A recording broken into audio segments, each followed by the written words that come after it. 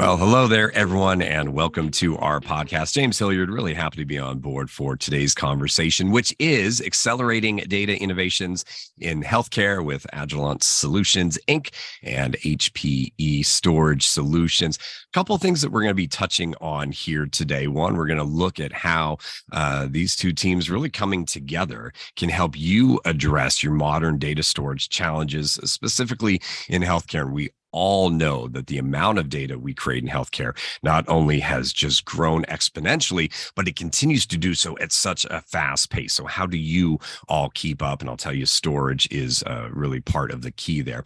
I know on the technology front, not doing a super deep dive, but I can almost guarantee that we will touch on some of these storage technologies out there. Things like the HPE Alletra 5000, especially when it is paired with the intelligence of HPE ProLiant DL380 Gen 11 servers. Those are all powered by the fourth generation of Intel Xeon scalable processors. They're obviously delivered by the Agilant team. And those are really critical, as I mentioned earlier, to really accelerate the data-driven transformation that many of your organizations are going through. So we will touch on that again ever so briefly. Our goal is at the end, we'll give you some contact information. So if you want to do some more deeper technical dives, you can do so.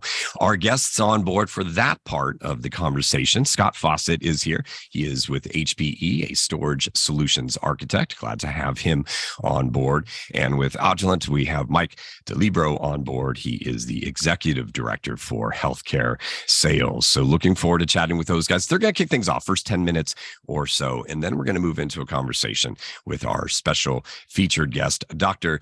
Sudip Bose is with us. He is a nationally recognized healthcare expert. You may have seen him on a television news program, an ER doctor. He is a medical news correspondent.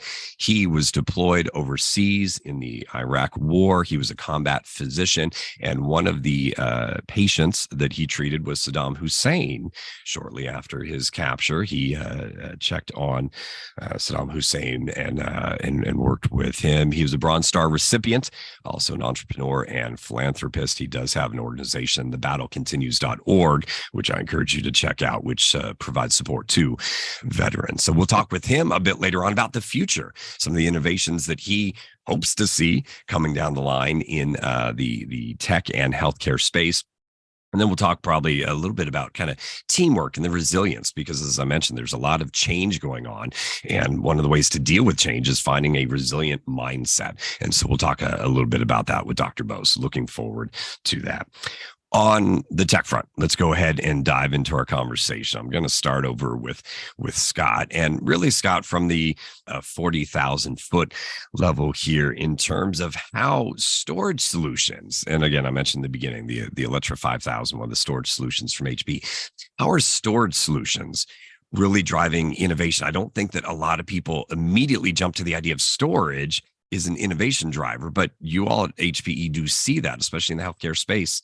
Give me an example. Give me an idea of where that mindset is. So basically, HPE is looking at specifically the healthcare space, looking at the way data is used in the healthcare industry. You have a patient walk into one building, they need to be referred to another area. They need to go to, from say, oncology, they need to do imaging or anything like that. So basically, these different aspects of medicine have to work together to be able to manage the data and be able to be seen at different locations, regardless of whether it's a clinic, it's an ER, it's an outpatient clinic, an inpatient, doesn't matter. The data still is very, very critical to the patient. And so that's where HPE is looked, and we've said, okay, the industry as a whole is going that way. Data is relevant to any industry, or it doesn't matter what kind it is. And what we've done specifically with our 5000 platform is we've leveraged the Intel processors to be able to drive the storage in a very unique and efficient and capable manner. But I think that the storage innovation for HPE is where we're sort of leading the charges. We're saying, okay, storage is great, but we're taking the storage conversation away from a specific individual platform. We're talking about speed and feed of what it can do, 1.21 gigawatts or whatever it can do. That's not relevant to the conversation. The relevant to the conversation is that data for the patient going to be able to be seen when it needs to be seen as it's relevant to the patient. And so we're actually coming up with something we call the Data Services Cloud Console, which is an overarching management plane where we can manage all of these endpoints seamlessly through one simple pane. And it's allowing data to be the driver for patient care and allow hospitals to expand on services that they previously couldn't do because they didn't have the data available to do it.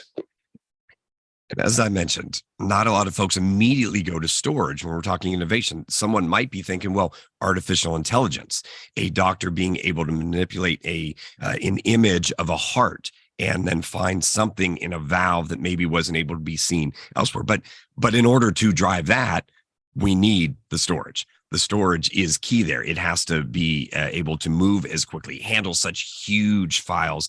Do most of the teams that you talk to, Scott, have an understanding that storage is so key to that? It's storage, it's connectivity, it's data availability is really what drives the consumer the most. And honestly, that's true outside of healthcare as well. Let me give you an example. So if you're going into a sticks and bricks store, maybe something looks like concentric circles together that happen to be red, and you're going in there and you're looking at it and you're looking, well, okay, I can get this widget for $5.99. Well, if I take my phone, I'm going to scan a QR code. I'm going to go to another provider that happens to be a very large non-local distributor, and I can buy it for $4.99. I just have to click a button. I'm going to do it. It's true, and that is an important thing, I think, to point out there. Mike, I want to bring you into the conversation because what I want to dive into is what you're hearing from your customer base. Right, we know that there is the importance out there, as Scott was saying, that it's starting to kind of sink in there. What is really the mindset of your customer base? Are they understanding, and what are they telling you is driving to modernize their data storage and their access to all this information we're creating? To Scott's point, it's about data availability, right? So you have, if you're able to serve up patient information in a real-time basis, so it allows for a more integrated electronic medical record solution, so that the patient can go in and view if it's an Epic solution, an Epic MyChart. On the clinical side, if you can serve up a high-res image instantaneously, it allows those clinicians to make real-time decisions, and then you bring in data analytics, machine learning, artificial intelligence. It's so much data, as you mentioned, available to us. What do you do with that data? How do you cull it and create new areas of improved clinical outcomes?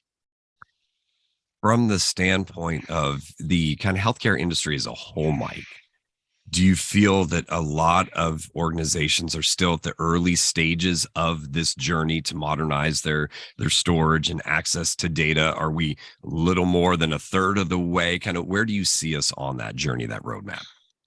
I see it's certainly present in the IT environments that I'm being involved with. I think that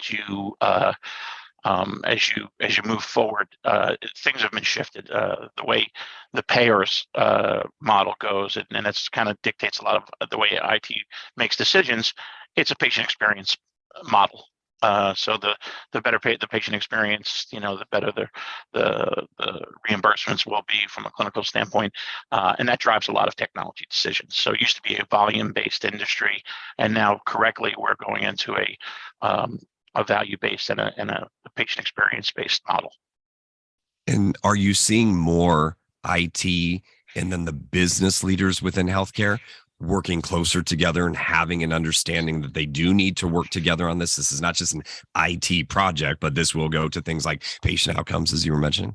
Oh, absolutely. You see a better synergy between, years ago, the IT people would just make decisions, right? And hand it off to the line of business. But now you see, for an example, radiology, which is certainly an important part of any acute care facility, closely working with the IT organization to help them understand what their needs are. How do we best operate our radiology department? These are our needs. So there's a lot more collaboration taking place now than in years past. From that word collaboration, I want to dive into a little bit of a conversation about the relationship between parties like HPE and your team out there. And maybe you can give us a little bit of a walkthrough. This is not going to be a deep dive into the process of, but a little bit of once you've engaged with a team and you've had this storage conversation and you've said, look, we've got some HPE gear that we really think is what's going to help modernize your organization, really drive you forward, get you the outcomes that you're looking for. What do you bring over the top and on top of the hardware and what HPE has? What does your team bring to the table to really help that customer and that healthcare organization move forward? Well, just helping all the elements of the data center solution interoperate. Storage is a standalone. It shouldn't be just addressed in a standalone fashion. You've got to try and get the compute next to the storage so you can make better, faster decisions and have more real-time availability. The great thing about working with Hewlett Packard Enterprise is the faith that they put in the partner community. It's a very channel-driven organization. They arm their partners with great technical resources, training, certifications. Agilant is a platinum reseller, which is the highest medallion status that can be recognized for HPE. Makes a substantial investment in our engineering organization. We call it advisory and transformation. So all of our engineers in these different platforms have the highest level, master level certifications, as well as our sales organization, that we make sure everybody's trained appropriately. We're not looking to sell product, we're looking to solve problems. And Scott, as Mike was listing off some, those certifications, that close partnership pretty much also means they've got a bat phone, right? They can reach out at any time to the HPE team and bring in your resources as well. Can you talk just a little bit about the importance of that and having teams like Mike's that are so intimate with ultimately their clients, how that helps you all move forward and innovate over there at HPE? So take things like Epic. If you're looking at patient data specifically, we provide the hardware it runs on, but we don't control how they're used. Mike is going to be working with the customer, working with the application to see exactly how it's used. And Mike comes to us and say, this is what I need it to do and be able to perform at. And then we say, okay, here's the platform that'll do that. And then Mike will then work with the customer to make sure, does this application usage fit what you need it to do for your business? And that's where Mike comes into play. It's more like it's a two-sided of a coin. We give the hardware, they make sure that the patient experiences what it needs to be for the consumer as well as the provider. All right. Well, I appreciate that. And really the conversation about teamwork there, I think, is really going to lead into the second half of our conversation right now with Dr. Sudip Bose. And before we get in that part of the conversation, I do want to mention one URL for all of you to check out. It is goagilant.com, GOAGILANT.com to learn more information. I'll give you the URL again and a phone number at the end so you can continue the conversation, reach out to Mike and team there. But we do want to continue talking about some teamwork. Dr. Bose, really appreciate you being on board. Before we get into a couple ideas about the kind of future of IT and healthcare, love to just get your thoughts on teamwork, because not only have we been talking about it from a technology standpoint, but medicine, all levels of it. It's teamwork. It's a caregiver helping their own loved one. It's the doctor and the nursing team. It's the outpatient clinic. Without teamwork, healthcare really doesn't work. It doesn't. And, one thing I remember from the battlefield is whenever we were fortunate enough to save a life on the battlefield, people would always say, oh, the doctor saved a life. But in reality, you have to see this from a different perspective. I mean, it took everybody. It took the people carrying the stretcher. It took the medics. It took the person flying the helicopter. It took the person who filled the fuel on the helicopter. And none of those jobs are any less important. And it does take the whole team to make it work properly. Well, and you're almost teeing up, not only are not they're all important jobs, but many of those done under a great deal of stress. And that'll be something we talk about resilience in just a little bit here. But it's the future of IT innovations. That's really what we want to kind of get your thoughts on today. And so as an active participant in the medical industry, as someone who has done so many different things, what is it that you're looking for? What should we be looking for in terms of what the evolution of healthcare will be and how technology is really going to be driving a lot of that? Sure. The other day in the emergency room, I saw a patient who was vomiting blood from his intestines. And instead of a 120/80 normal blood pressure, it was 70/40. So very low. I had to act very quickly. I had to figure out his blood type and transfuse the correct number of units. So that was the immediate patch. And then I had to figure out where the blood was coming from. And to save his life, it's not just knowing that immediate patch. I had to know the next step and the next step after that. Like, do I call the surgeon to remove part of his intestines, or the gastroenterologist for a scope, or the interventional radiologist to clot off a blood vessel, or do I just admit him to the ICU? So to answer your question, I think we have to think about future IT innovations in the same way that we thought about this patient. Because today we have the immediate patches when I'm on my electronic health record, but we should look at the next step and the following step after that. So, let's look at IT 25 years from today. A lot's going to happen. And to connect the dots, we have to think of the next, and the next steps so we can follow that right trajectory for future innovation. And IT will be the backbone to support that trajectory. So, today I look at my Apple Watch and health sensors measure my heart rate. It's 2023. Let's fast forward approximately 25 years to the year 2050. The patient of the future, he wakes up on a sunny morning, stretches, and his measured heart rate, blood pressure, respirations, temperature was automatically transferred to his health records, which is securely vaulted in the cloud. Blockchain technology is used to securely store and share that future patient's data, ensuring that sensitive information is protected and accessible only to authorized individuals. And the future patient's actually motivated to keep his metrics healthy through gamification, where addictive components of video games are used. And IT supported that. And the future patient wonders, do I need to go to the doctor like the old days? Going by ambulance will be cutting edge. And our future patient read about the bubonic plague and the 1918 Spanish flu and COVID in 2020 when telehealth became more widespread. And the patient of the future thinks it was silly that back in 2020, patients had to go to a medical facility. All the medical facility and the telehealth records didn't even communicate with each other.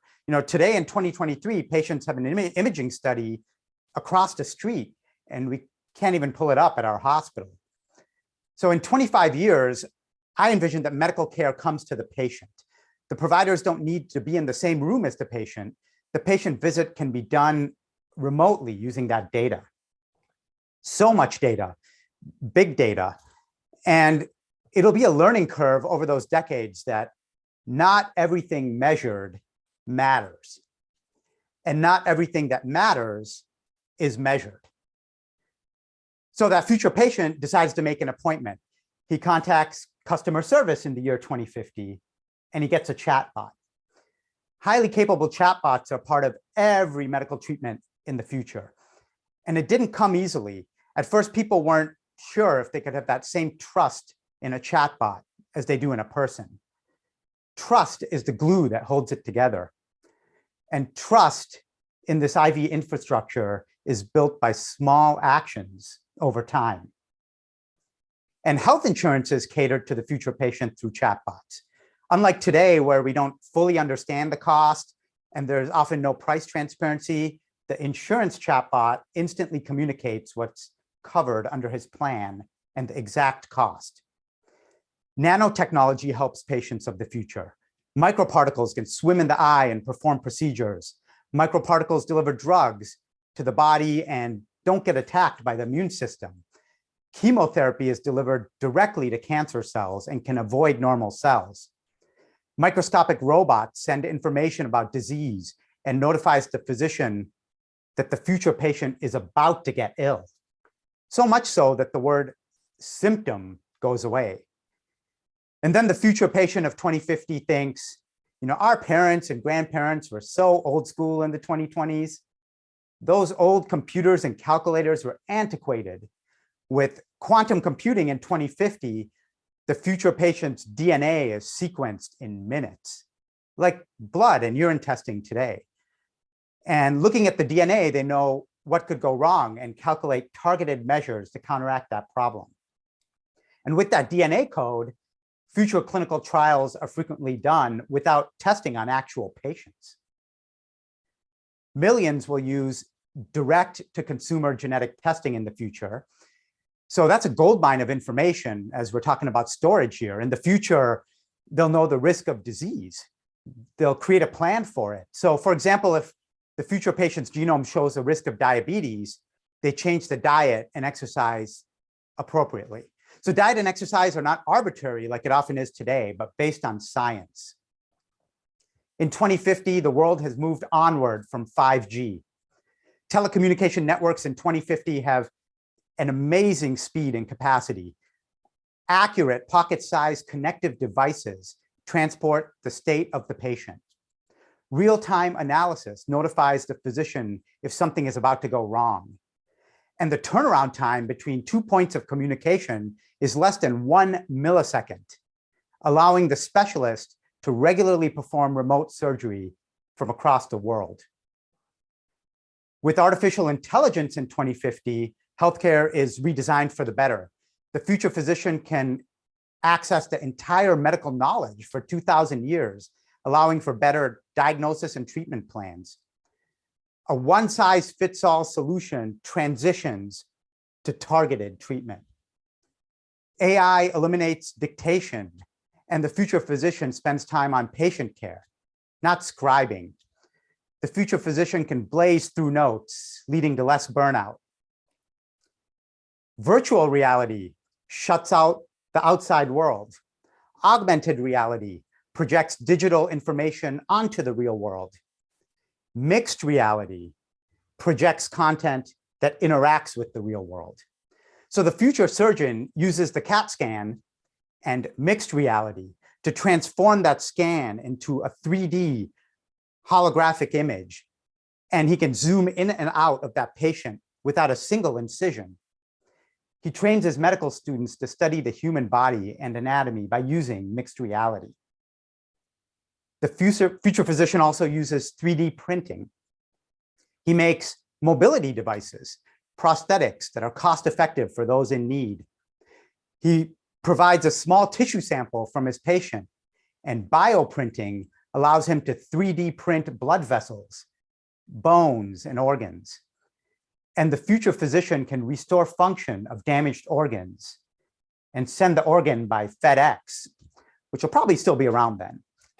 Surgical and medical robotics allow absolute precision. By following protocols, robots can function autonomously. Today in 2023, at some cutting-edge restaurants, a robot delivers food. In 2050, a robot disinfects the room. A robot brings medicines to the room. No grumbling about repetitive tasks. Brain-computer interfaces allow treatment of spinal cord injury and neurologic injury to restore movement. Retinal implants for perfect vision, cochlear implants, perfect hearing, and memory chips, near perfect memory. And a few years, decades from now, I think no one will be driving. Cars will be mostly driverless. And just recently, I had a friend who was driving a bit too fast and received a speeding ticket. And he was caught with one of those traffic cameras. And he was pretty annoyed. He's like, Big Brother is watching. I got a ticket by camera. He's like, I'll get him. So he Xeroxed a picture of 3 $20 bills and mailed it in. And 2 weeks later, he received an envelope and he opened it. And it was a Xerox picture of handcuffs. And that's when my friend, he paid his parking ticket or his speeding ticket, because he knew that there's a human behind the technology. There must always be a human behind the technology and behind the IT for it to function effectively. And you, the IT professional, you are that human. I mean, if you look at the history of medicine from Hippocrates to modern day, this is your moment. The doctor's knowledge may end at Control-Alt-Delete, which fixes most things for us. but health IT experts, you'll change the future. In the end, it'll help America because healthcare is nearly 20% of our gross domestic product. And it's a cluster of a healthcare system. And you'll be the one to take it head on. And they may not know your name or your face, but you'll be the one who gets it done. And good thing we have Agilant and Hewlett Packard Enterprise to form the bedrock that underlies this. So, Dr. Bose, I had a quick question. You mentioned in your talk that you mentioned that personalized cancer therapy was something that you were looking forward to in the future, bringing the medicine to the patient and customizing it directly to the patient. Can you expand on that a little bit? Sure.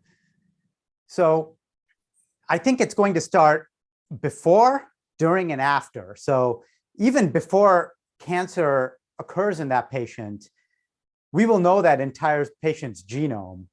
And these wearables will track it and put it in the health cloud securely. And we may even know that the cancer is about to occur before it occurs.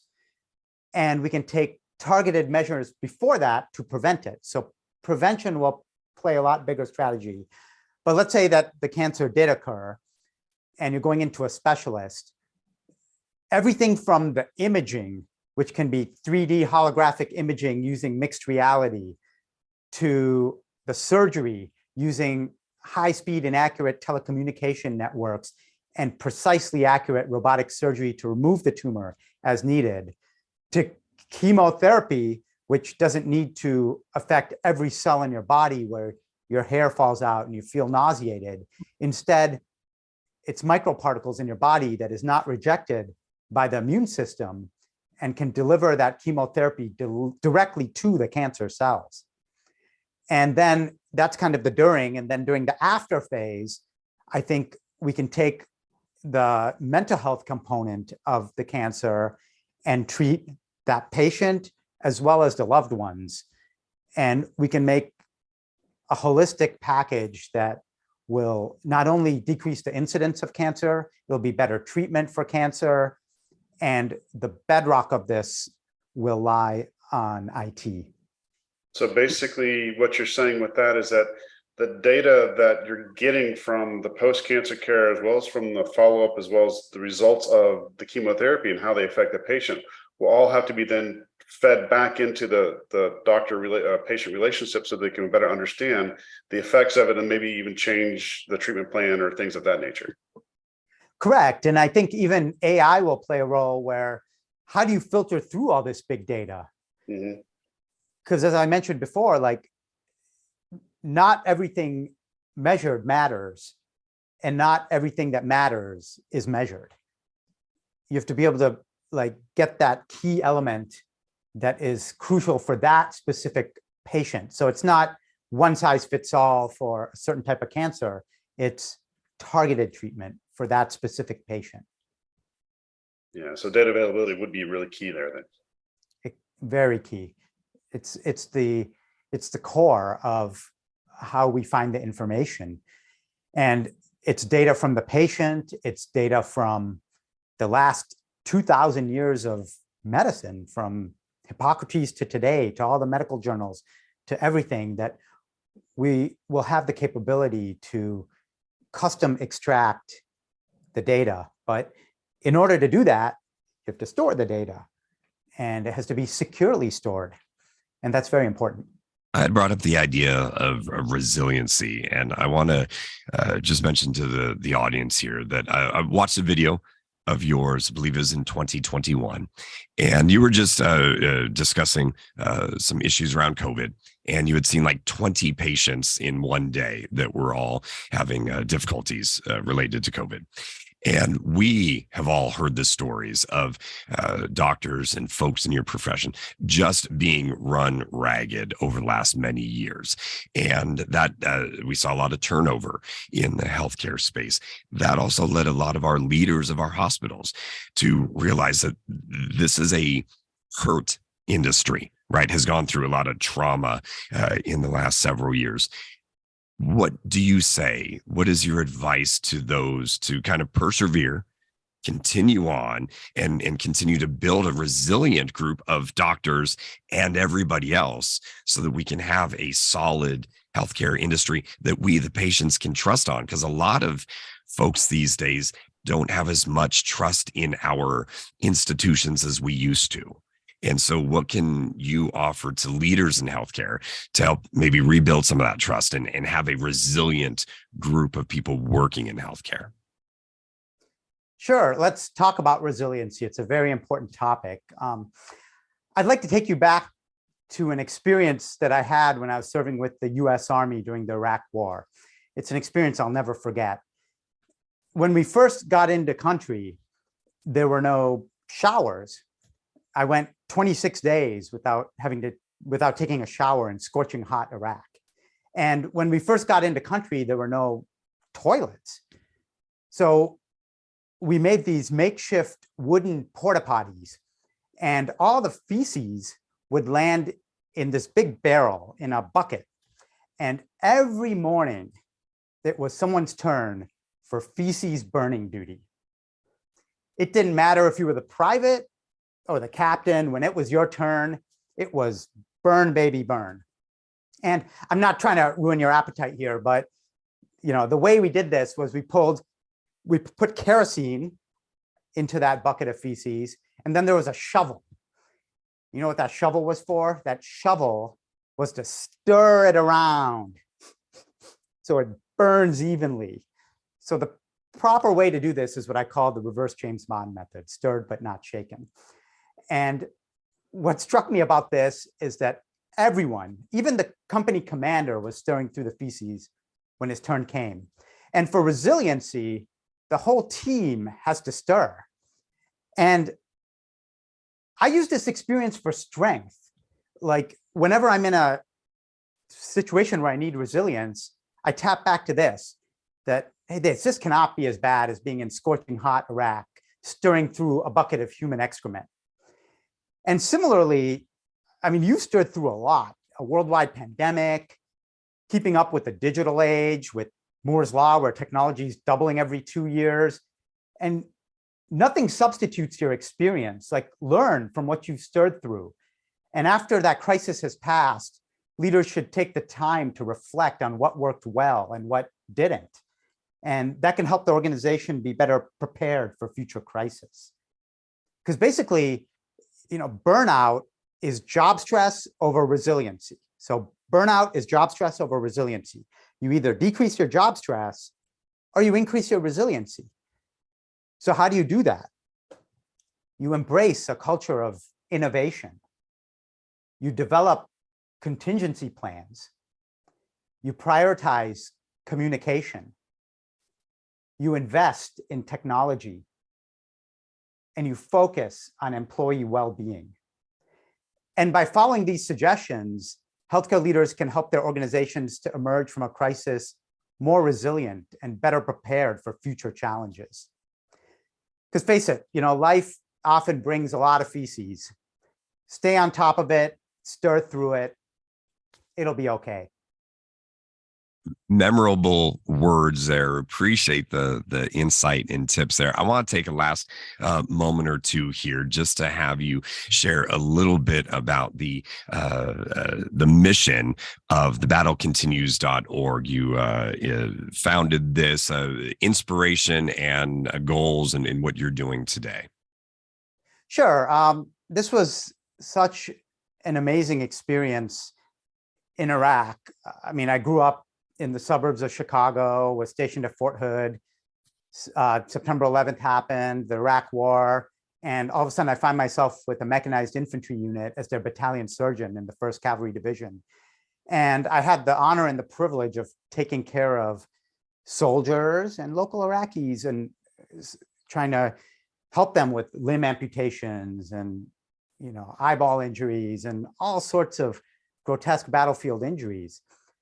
And when I came back, I realized that the battle still continues, that many of these soldiers, they come back and they still struggle so much. And it's amazing to see the human spirit in these soldiers.